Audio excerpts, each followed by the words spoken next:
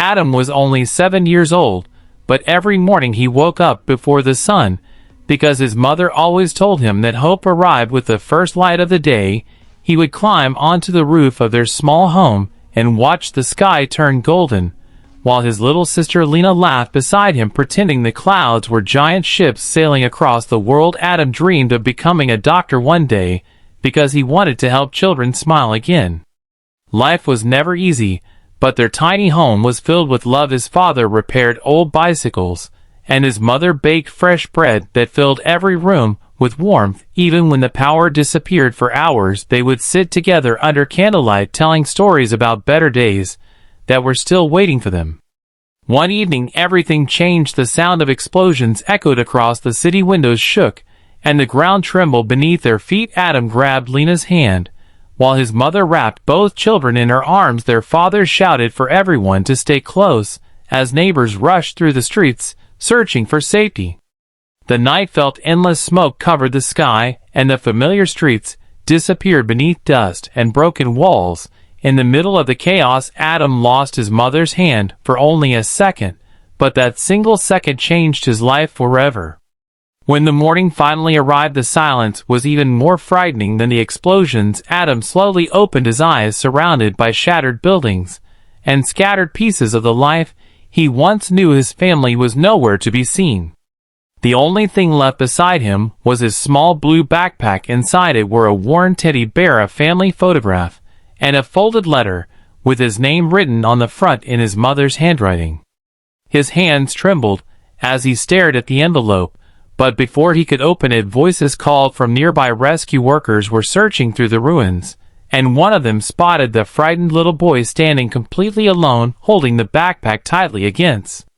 The rescue workers gently carried Adam to a crowded shelter where hundreds of frightened families waited for news about their loved ones. Every face he saw reminded him of someone he had lost, yet every few minutes he stood near the entrance, hoping his mother or father would suddenly appear and call his name.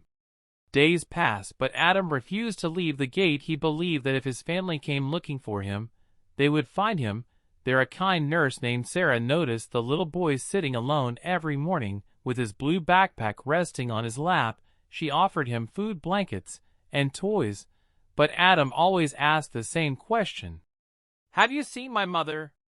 Sarah never knew how to answer. She simply smiled softly and told him that the search teams were still working. Every night Adam held the family photograph close to his heart. In the picture, his father was laughing, while his mother hugged Lena. Everyone looked so happy it felt like a different world. One rainy afternoon, Sarah finally asked about the backpack. Adam carefully opened it and showed her the old teddy bear and the photograph. Then he pulled out the folded letter with his name written across the front. "I promised my mom I would only open this if we were ever separated," he whispered. With shaking hands, Adam unfolded the paper. The words were written neatly, even though a few drops had blurred the ink. "My dear Adam, if you are reading this, it means we are no longer together. But I need you to remember one thing: never let pain turn into hate. The world needs people who choose kindness even after they have seen darkness. If we cannot meet again, promise me you will protect your little sister if you find her, and never stop believing that hope is stronger than fear. I will always love you." Tears rolled down Adam's face. As he finished reading, Sarah quietly wiped her own eyes. At that very moment, another aid worker rushed into the shelter carrying a small notebook recovered from the ruins. Inside were lists of children who age. Sarah looked at the notebook again to make sure she had read it correctly. The name was still there. Lena, age 5, transferred to another emergency shelter. Her heart raced. She wanted to tell Adam immediately, but she also knew that many records were incomplete, and sometimes mistakes happened. She could not give him hope unless she was certain.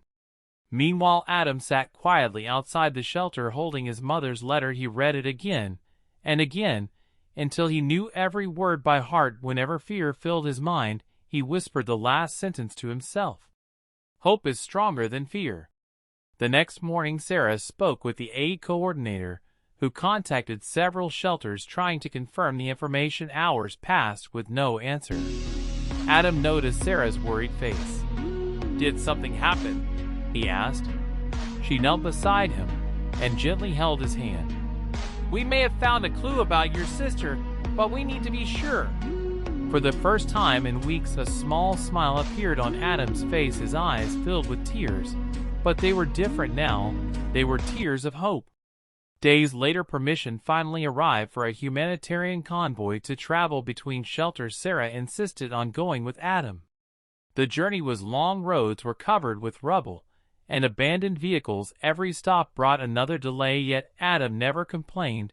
He held the blue backpack tightly and imagined Lena smiling when she saw him again.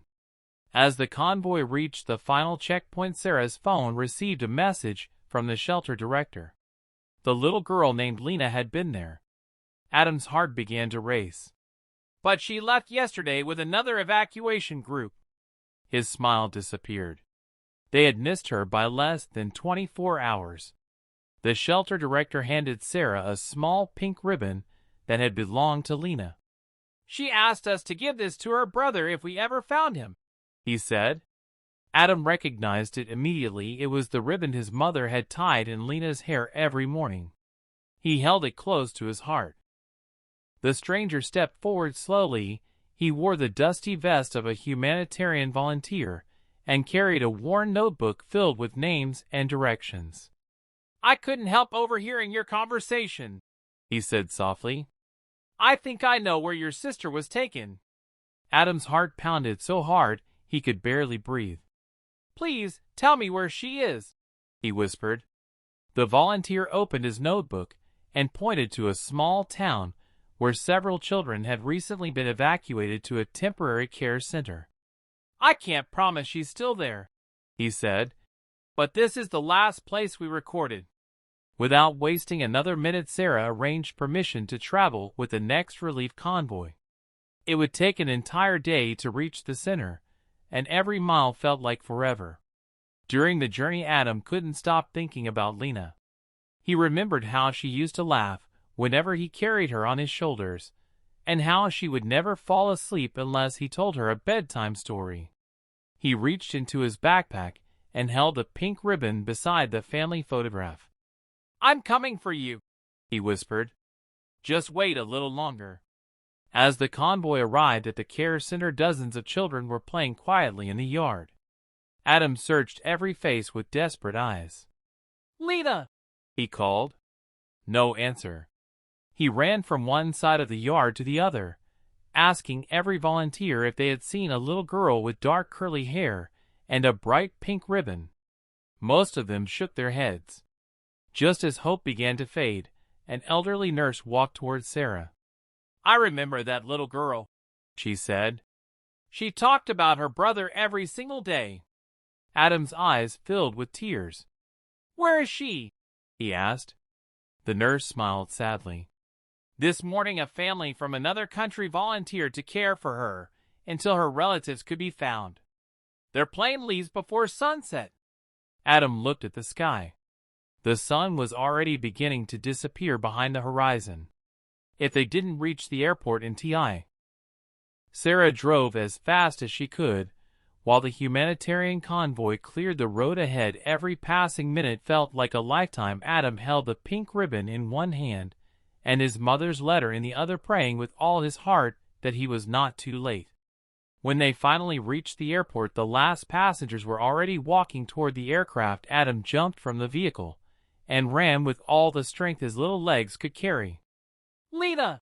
he cried again and again. For a moment, there was only silence. Then a tiny voice answered, "Adam."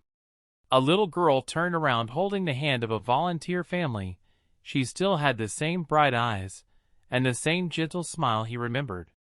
She let go of the woman's hand and ran toward him as fast as she could. The brother and sister hugged each other so tightly that neither of them wanted to let go. Everyone around them stood in silence with tears in their eyes. Sarah quietly handed the family photograph to Lena. She smiled through her tears and whispered, "Mom said you would find me. I never stopped believing." The volunteer family promised they would continue caring for both children until their remaining relatives could be located. Together they began a new chapter filled with safety, education, and hope. Years passed.